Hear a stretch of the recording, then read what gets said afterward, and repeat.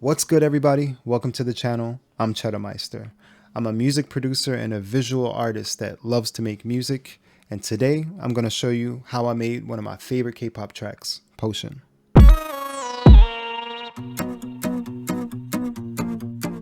If you're new here, I'm a music producer and a visual artist that loves to make music. So if you're into music production, sound design with a unique spin on it, then you found the perfect channel. Join the team, subscribe, and get ready because we're dropping gems on every single video. So let's get into it. So I've been into K-pop for the past few years, and I've always been gravitated towards the group Red Velvet.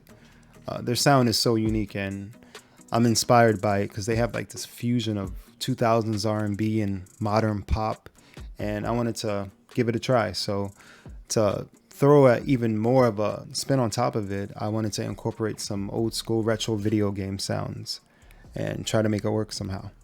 All right, so to incorporate that video game sound, I wanted to look for some type of good pad or string, and I wanted to use something that's similar to like the RPGs that you hear from the Super Nintendo system. So we're talking about like the tunes from Zelda, Chrono Trigger, and even Donkey Kong Country. Here's a few examples.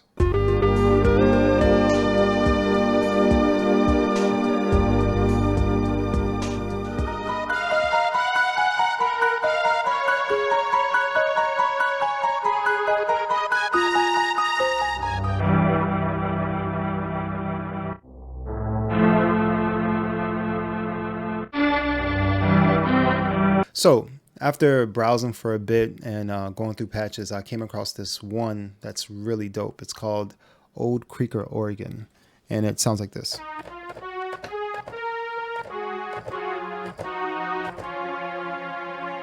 And after a long ass time, I ended up coming up with this melody.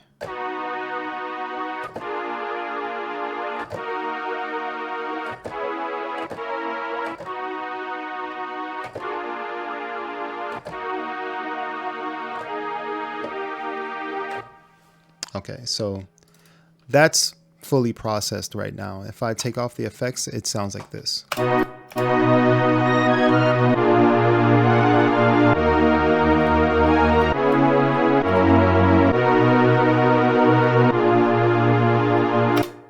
Now, let's go and deep dive into the processing of the sound. We got some retro color, RC20 from XLN Audio. Amazing plugin if you want your sound to have like a vintage sound to it, so something from like an old record. And it's basically a multi-effects processor with noise, wobble, distortion, reverb, EQ, all that built into one plugin. So if you don't have that, make sure you cop it because it's almost in every single producer's tool bag. And with that activated, it sounds like this.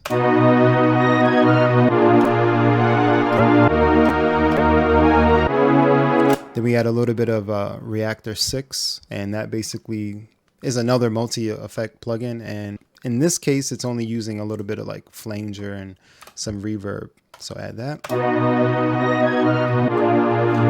Lfo Tool. Lfo Tool simulates side chaining. So basically it has a automation of volume gain, and it has other things like cutoff and things like that that you can further develop the sound.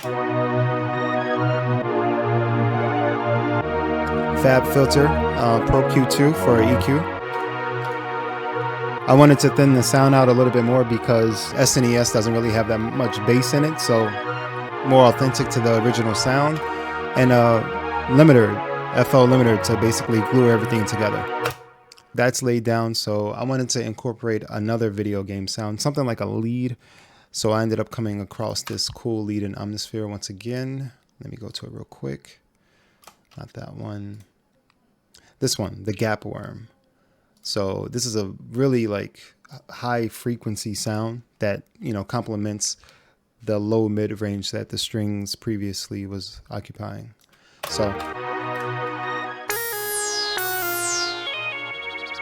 okay.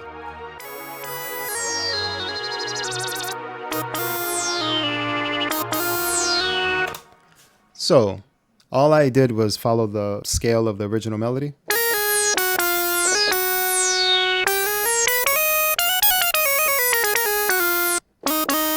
Kind of sounds like a Sonic the Hedgehog sound.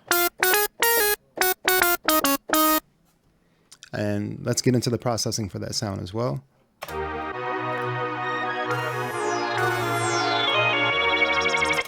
Once again, RC20, reactor, Lfo Tool, same as the previous sound. And then we got some extras like H delay, which is great for delay because you could put lo-fi only on the delays, and the ping pong works great. So we got that. Another RC20 to process the sound even more. Pan Man, which is a great auto pan. Let's hear all of those active at the same time.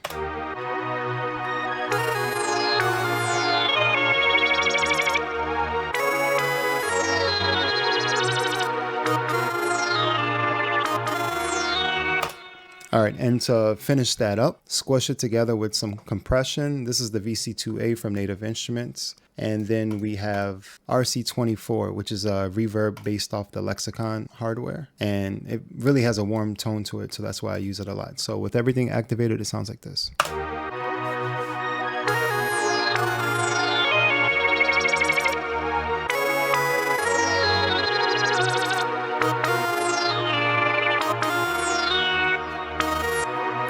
All right, so leading up into the verse, I wanted to have like some type of percussion, but nothing like a kick or a snare.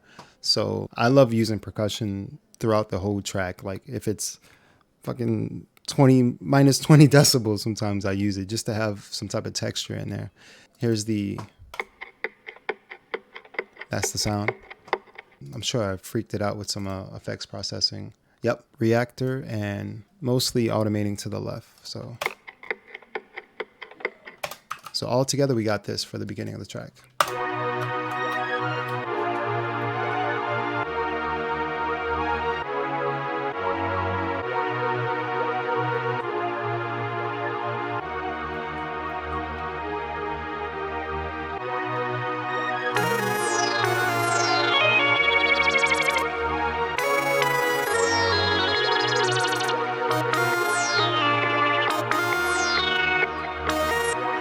Now, to complement a sound that's so synthy, because right now it's a lot of synths going on, and I kind of wanted to balance out because K-pop is very dynamic and things change up all the time, so there's no other better way to do that than with an acoustic sound like a guitar.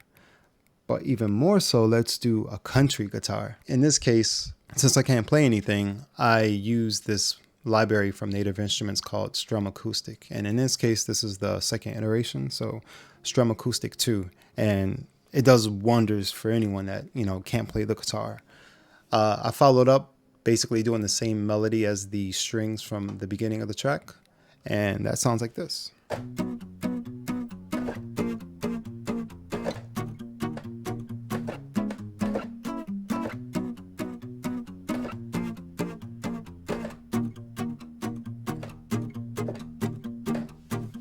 All right, see, sounds like someone played it.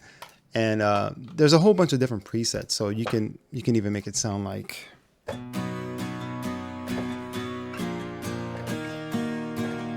So you can have different types of rhythms for different parts of the track, and it just sounds dope. I consolidated it, so basically, I'll show you what I did. Say you got this right here. Let's just solo that.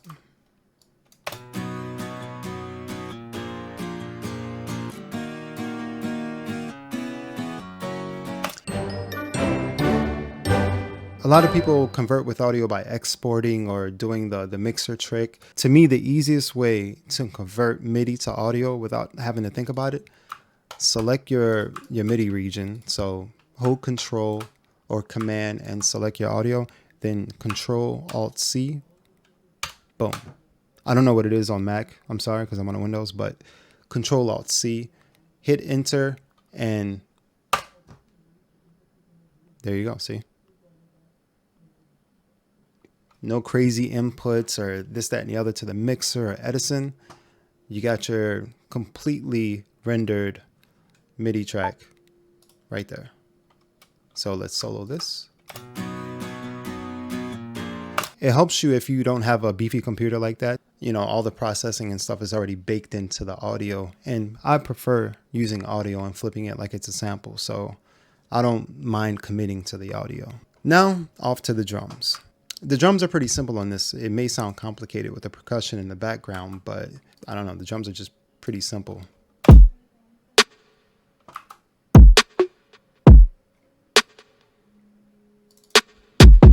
The kick is actually from Decap. Shout out to Decap. I did process this a little bit as well. This is what it sounds like when it's dry. To beef it up, we only use a few plugins because Decap already is great at making sounds. But to fit in this track, I use a little bit of Saturn, which is a saturator. Just adding a little bit of distortion to it. Transient Master from Native Instruments, and I have the attack up a little bit just to make it a little bit more sharper. EQ, taking off a little bit of the low end, boosting up the highs just a bit, and a soft clipper just to make sure that nothing peaks. So this is without it. With it. So it basically tightens everything up a little bit more. Now with that snare, I think there's only just a reverb on there. No, there's more. So there's compressor, a little bit of reactor. Yeah, it's like, it gets deep, but it doesn't have to be this deep. It's like whatever the sound needs, just give it that. I just love having like randomness in my sound. So I usually use, multi-effects processors like Molecular from Reactor or Portal from Output. And compressor and reverb, which is basics. If you guys want me to go through like a mixing video, then I can do that as well. But let's continue on with the track. For the hi-hats, I actually picked up a percussion loop right here.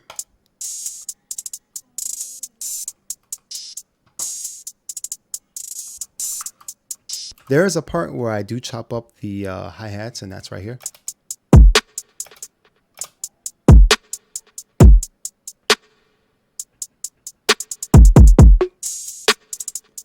Yeah, because you don't always want to be complicated with your hi-hats because it may be hard for someone to figure out the bounce that you created. You know your bounce because you made the track. But in this case, you want to kind of bring some mass appealing type rhythms and stuff every now and then. So that's what we got in total. When you listen to everything put together, you get this.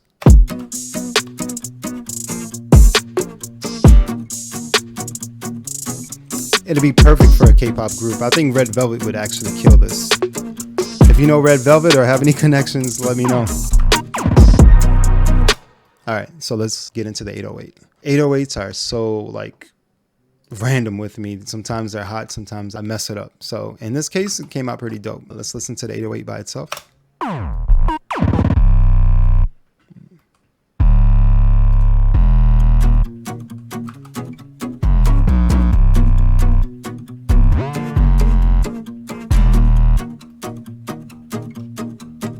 Let's listen to the 808 with the kick.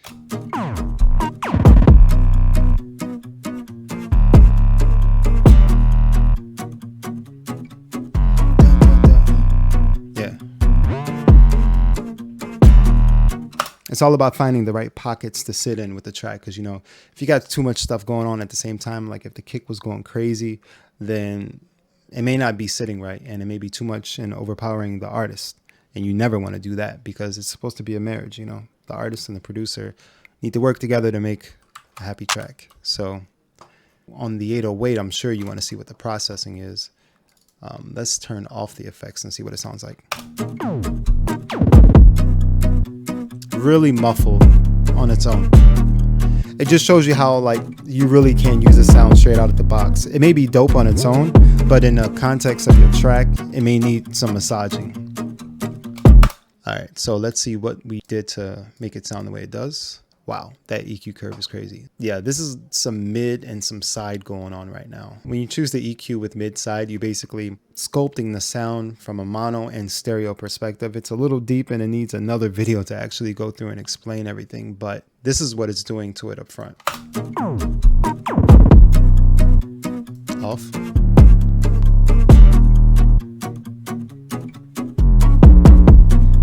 Kind of adding resonance to it.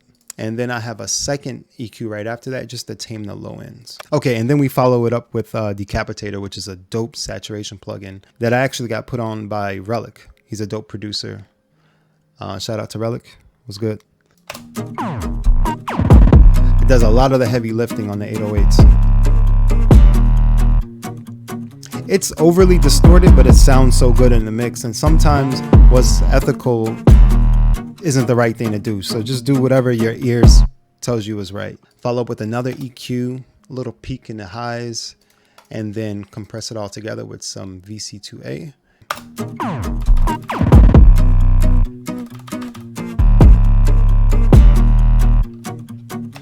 All right, so another little instrument just to tie everything together was this soft synth that I found. It's another Omnisphere sound, Jupiter Brass.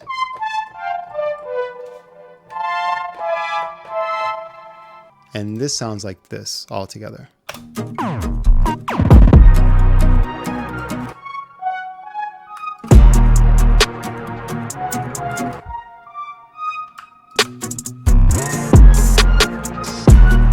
And then we follow back in with the lead.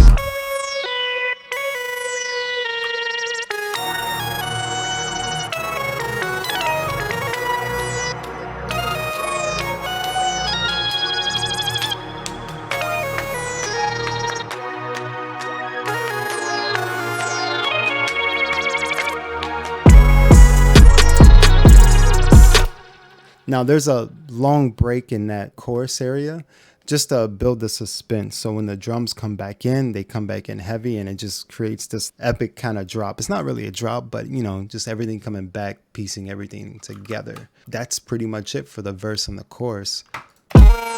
On the second verse, I do something cool. Usually in the K-pop tracks and stuff, the second verse is completely different than what you heard in the verse or the chorus before it. I didn't go that heavy on this one, but I did incorporate another video game element that I thought was pretty cool. Now, if any of you are fans of Donkey Kong Country, then you know about the cave levels and the mine cart. I remember as a kid, like the percussions was like clinky and clunky, and I just wanted to add that element in there just to have a little Easter egg for anyone that would notice, and that goes like this.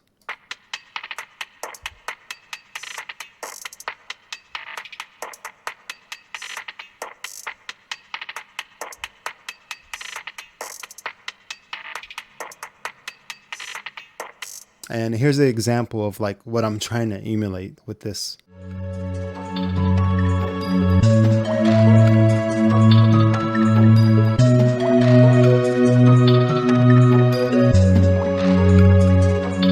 When you put everything together, it sounds like this.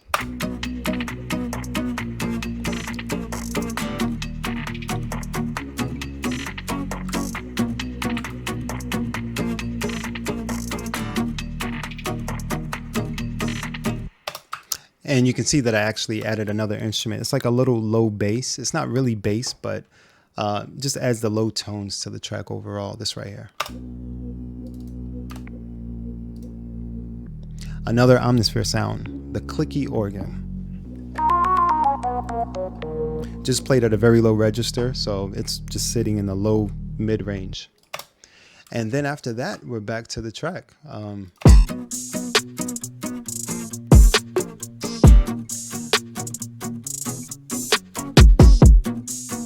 Definitely more could be added, but I feel like at this level, this is perfect for an artist to hear, get some ideas right to it, and I can always incorporate more to the track after the fact. And that's pretty much it.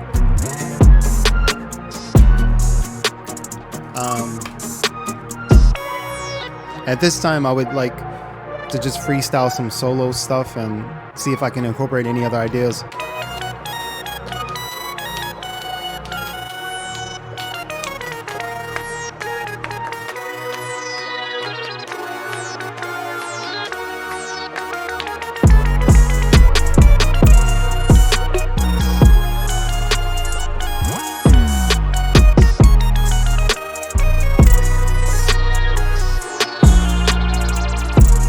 But yeah, hopefully you guys like the video. I know it's been long overdue, but I'm gonna keep it coming from here on out. So if there's any other beats you want me to break down, go through, let me know in the comments below, and please like and subscribe. I plan to keep these coming back to back to back.